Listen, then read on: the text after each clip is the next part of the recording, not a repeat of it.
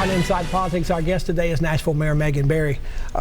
Mayor, if you read the newspapers, watch the news, it seems like there's been quite a bit of increase in violent crime, shootings, homicides, and to some degree an increase or at least a slight rise again in youth violence. I know you've added some more police officers to the budget, but that'll take several months to get them on board. So what other steps do you think you need to be taking about that? Well, we are taking multiple steps, and you know, part of this is the growth in Nashville, and these numbers that we're seeing are across the United States. Nashville is not the only place where you're seeing this increase in crime. We added over 70 police officers as part of this budget process. 22 of them are going to be foot patrol, so they're actually going to be out doing community policing. We're going to add a 9th precinct in the southeast, which means we're going to take another class of police officers this year. This will be a 3rd class this year. We usually take 2, but this year it'll be 3. You know, we are staffing up, and I think that's critical. But that's not everything. When you came into office, you wanted to focus on youth crime and violence. You talked about the success of your summer jobs program. Is there a step 2? Is there something else you need to do to address that area? Well, I mean, what I want to also say is, you know, this is not just a policing problem. I go back to this idea that there's so much we can be doing as a community and making sure that our youth are engaged and active. And that means if you're an adult, finding a kid and mentoring him. It means showing up to read at school. I mean, all of these pieces together are going to make a difference. One big project that you have on your plate that'll be coming more into the forefront in the next couple of years, probably could be your legacy project for this administration, is the proposed $6 billion 25-year mass transit program. I think you want to have the public vote on it next May. What's your timetable for getting it to the Metro Council, because they're the ones that actually have to put it on the ballot? This fall. And so one of the things that we have to have on the ballot is, in a very succinct way, say exactly what the project is and how it will be funded. Will this be strictly on a project, or projects that will be funded by on all projects? So again, it's not going to be the specificity that I think a lot of people are looking for, like a stop at, you know, this particular place, or a light rail system from here. But it's it's high capacity rail.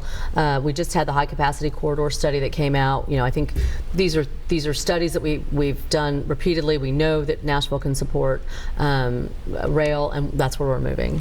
There are 3 scheduled elections next year. You're aiming towards May instead of August or November. Why? Yeah. The sooner we can get it passed, the sooner we can get started.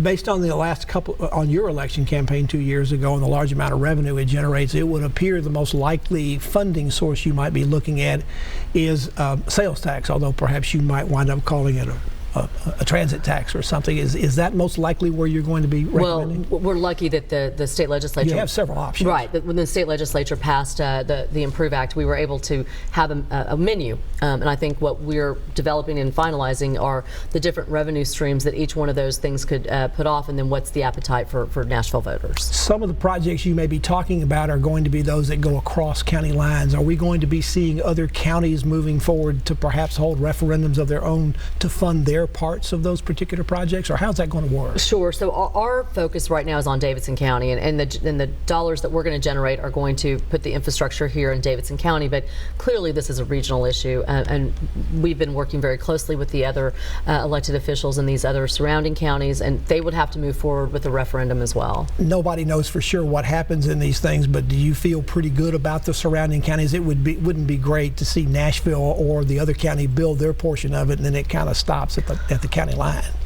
You know, over 50% of the people who work in Davidson County don't live here. And so those counties are seeing that inflow from a commute time, and they want to make sure that they're addressing their voters' concerns too. It takes 27 or a 2/3 vote in the council to put this on the ballot. The council seemed overall to be very supportive, but 27 is always a lot of votes to have to get. Are you already sort of counting noses to see kind of what you think you've got towards 27? Well, transit has been a critical issue for all of Metro Council members. I fully expect that we will have their support overwhelmingly. As for the May vote itself, is there going to be some kind of public awareness or support campaign for this? Will that be coming out of your office, or will it be coming out of the Chamber of Commerce or someplace? It'll be coming out of a separate entity. You know, our role is to make sure we've got all the mechanisms that we need to do as a government, but there's going to be a campaign here, and it's going to be run where there will be awareness, all kinds of you know, Now, comments. There's been no public opposition arise to it, but nobody seems to like taxes, especially going up. So you're expecting there's going to be some kind of campaign that taxes are too high and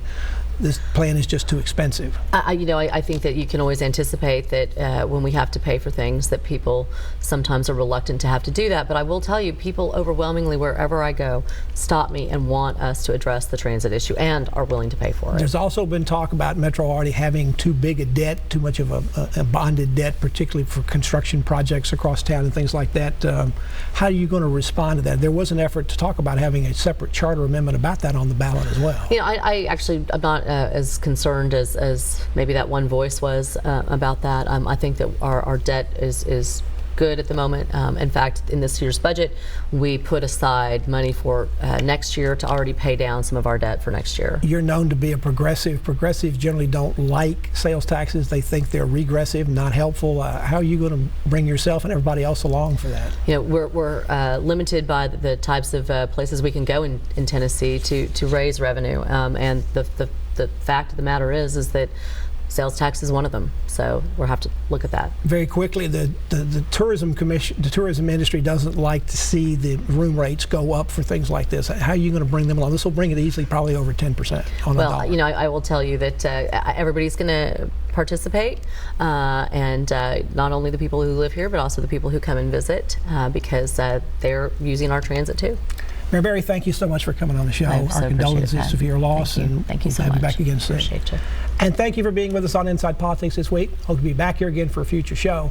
If you can't get up politics in the meantime, go to the News Channel 5 website. You'll find my Capitol View commentary there. There's a new commentary posted every Friday afternoon.